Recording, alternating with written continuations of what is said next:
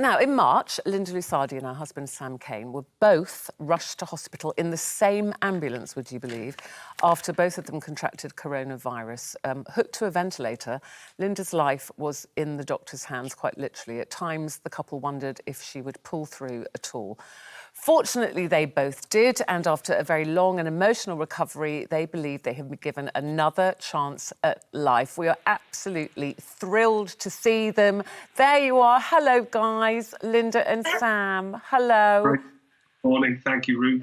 Listen, we've been following you on social media and willing you on, and we send you huge love. It's so lovely to see the two of you sitting there.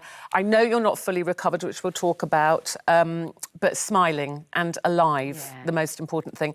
Linda, when your son, it was your son Jack, had to call the ambulance, what were you thinking at that point? How ill were you feeling? Well, it was the second time we'd called an ambulance out, and the first guys that came thought I'd got gastroenteritis because I had sickness and diarrhoea, which weren't at the time symptoms of corona. So the second time Jack called an ambulance because he was so worried. They looked at me and they did the tests and everything, and they tested my blood, which was the thing that made them take me in, because I had practically no oxygen level in my blood, which is quite dangerous, and then your organs start to fail. And then they tested Sam's, which was equally as bad, and said, we need to take both of you. Oh. And, you know, as we left the house, you were sort of saying things like, the wills are in the safe. Where all the documents were, and the life insurance papers and the documents for the house. And because we really, at that point, didn't know we were going to come back. No. Thankfully, we did. Terrifying for both of you, and so terrifying for Jack, being left behind, watching the two of you being taken off. You obviously couldn't go with you. When you got to the hospital, Linda, I believe you were taken to intensive care, and Sam went somewhere else. So straight away you were separated. Did you have any contact at all? We were actually together in the emergency A&E at the beginning, and they were doing more tests on us, and then they realised, oh no, I think it was after we had the x-rays, my chest was really full of stuff and really bad. I'd got really bad chest infection, pneumonia. And infection in my blood, and they whipped me upstairs to it's a big hospital, so I was quite a long way from Sam. But it was comforting to know he was in the same building, and we were texting each other as we could, although I couldn't really look at my phone very much. It just felt so bad. And we were like that for three or four days. Yeah, 4 days separated in the hospital, and it was just a scary time. But the proximity helped, because we knew we were in the same building, and it was weird when I came out because there was almost a drop in Linda's health levels when I came home, and thankfully things turned out for the better. And Linda, you felt at times that you would rather pass away because you were in such discomfort. You must have been in so much pain and so scared and worried. And how was that? How did you manage that situation? Was there people around you to support you, or? Well, we were very early case in that hospital. In fact, I don't know if we were the only two, but I was in a room on my own, and the staff at that time were terrified to come in the room. So I was left 4 and 5 hours on my own with people at the window of the door saying, do you want anything, you know?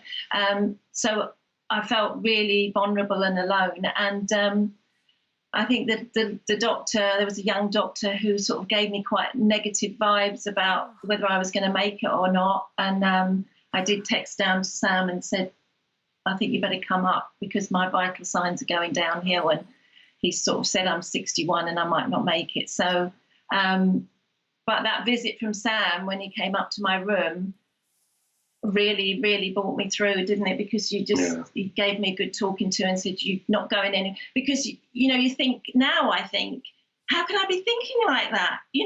But you're not in the right frame of mind. Sam, what was going through your mind when you got that text from Linda? I had a meltdown, Linda. I had an absolute meltdown. In the films where they see the doctors holding the patient down and injecting them, that's exactly what happened to me. I was pulling the tubes out of myself to get to Linda because she effectively told me she was just about to die. And I just literally went into meltdown. When I calmed down, one of the male nurses who was looking after me gowned me up and covered me from head to toe and wheeled me upstairs to Linda. So don't forget, this was very early days. They also had to medicate you, didn't they, because you were in such a state? Yeah, they did. They sedated me and it calmed me down, and they pushed me upstairs. And when I was wheeled into Linda's room, I thought she was dead.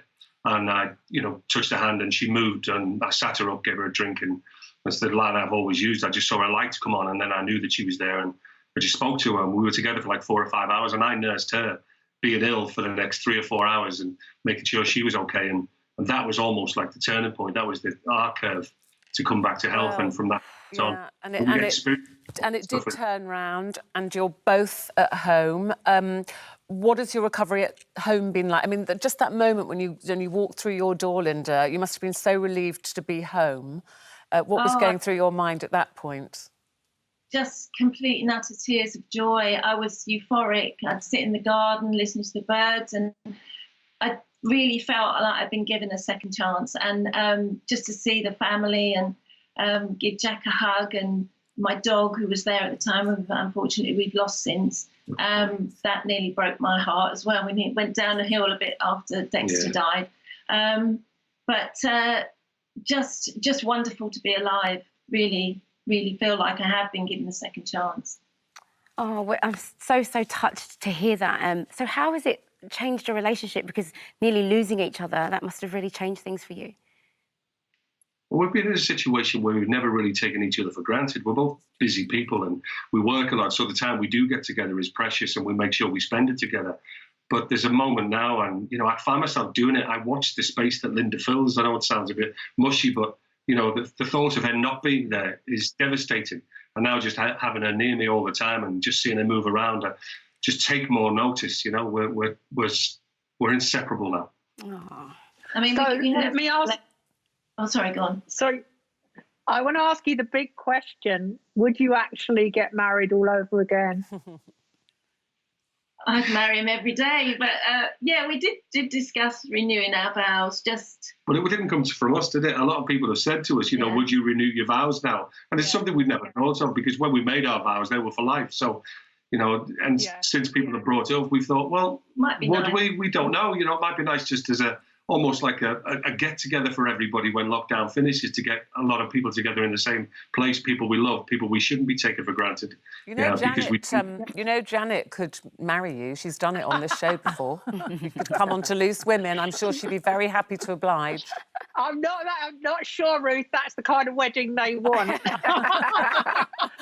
Oh, listen, it's so lovely to laugh with you. I'm sure everything you've told us, there was a time when you never thought you would be laughing again, and there you are together. I know that you're still not 100% well, so we wish you well in your recovery going forward. So good to see you, and thank you for sharing your story with us. Lots of love to you and the family.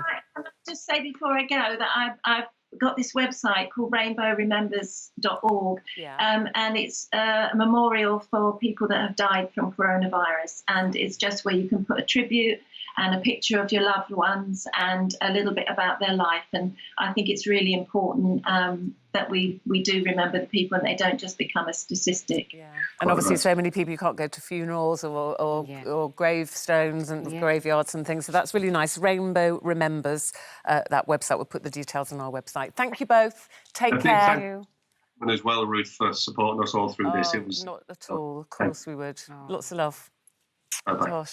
Bye. Gosh, it literally makes you think about life, doesn't it? Does. When it's literally hanging in the balance. Now they look so well, don't they? You wouldn't believe what they've gone And when you through. hear about sort of couples arguing in lockdown, and then you see Never what they've been a crossword, through. Amy, and I don't know what you're talking about. Normally I'm not. You. Never. Janet, it's not funny. Do they do divorces on this show as well? There might be quite a few divorces as well as renewals.